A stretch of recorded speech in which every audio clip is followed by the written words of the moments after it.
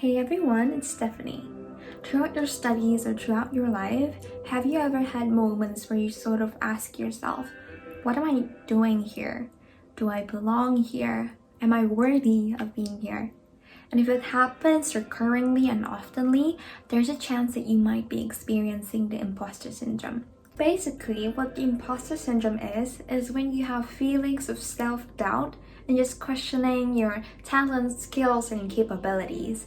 This syndrome makes you feel like your achievement, your accomplishments, and where you are today are only thanks to luck and timing instead of your own merits, talents, and skills. As scary as it is putting a label onto what you're experiencing, the imposter syndrome is actually very common, especially at an institution like LSE, where it's known to be very competitive and there's just lots of high-performing individual and just really amazing people in general. Just to share from my own experience, I figured that I had the imposter syndrome when I was in my first year at LSE.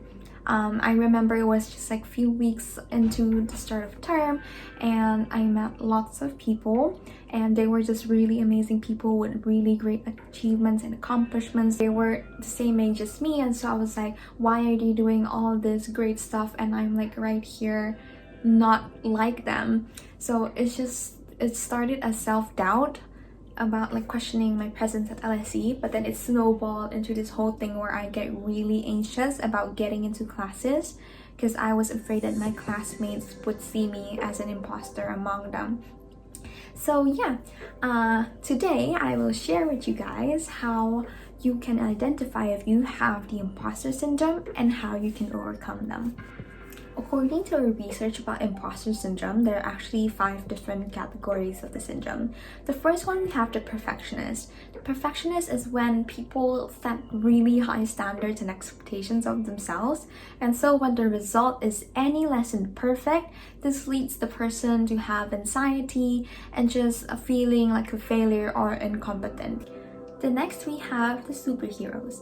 Superheroes tend to feel like they are the only fake amongst a group of high-performing individuals, and therefore they tend to put more and extra work harder than everyone else to feel like they are worthy to be where they are. The third one, we have the natural genius. If a natural genius has to exert extra effort into what they are doing, they will feel not good enough. The next one, we have the soloist. The soloist is a category in which the person feels like if they ask help from anyone else, they will reveal themselves as a fraud, and therefore they will try to do everything alone. The fifth one, we have the experts. They measure their competency based on what they know and how much they know. So they tend to shy away from new opportunities and new tasks because of this. Did you see yourself in any of these categories?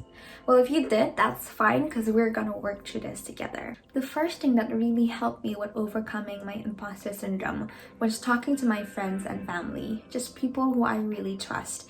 I feel like it's important to acknowledge that self-doubt in the first place, and a great way to first acknowledge that feeling is to share them with your friends and family, and they can be someone who can listen to you while you share your thoughts and concerns, but at the same time they are just also really great people who's known you for a long time, for example, and can remind you of the great things that you've accomplished and just the great things about you in general as a person, to remind yourself that you are an amazing person. This next step is actually the most crucial one, is that you have to stop comparing yourself to others. Instead of comparing yourself to other people, I think it's best to just compare yourself to the person you were yesterday, to the person you were weeks ago, to the person you were a year ago.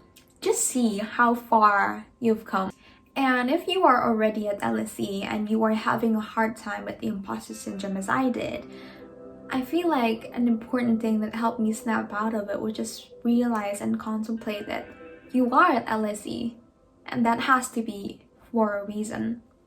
It is only human nature to sometimes feel moments of doubt about yourself, but don't ever let that doubt take over you and change you into an imposter. I hope this video helped you in your overcoming of the imposter syndrome. Thank you for watching, and I'll see you in another video. Bye!